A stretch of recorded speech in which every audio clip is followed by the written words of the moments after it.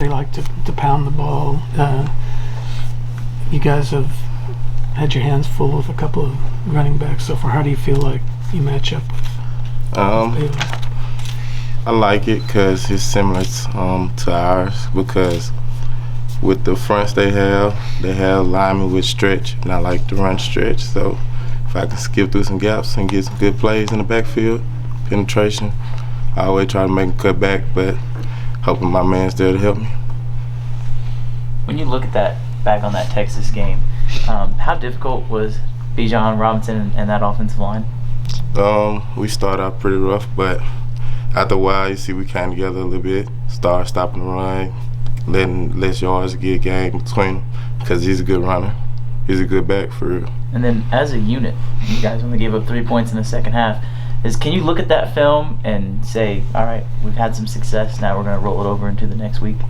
As a team, as a unit, we always come out as in trying to play our best 60. So putting that on film and always coming back. You never know what happens, but you always play the next play. They hit you with the long run on the first possession. How quickly are you guys looking at making adjustments defensively? We're making some good adjustments because we have a lot of things to stop. So the stretch is the main for this week for Baylor. Texas was a little bit different with the different runs they had, counters and all the extra. So adjusting to the different plays.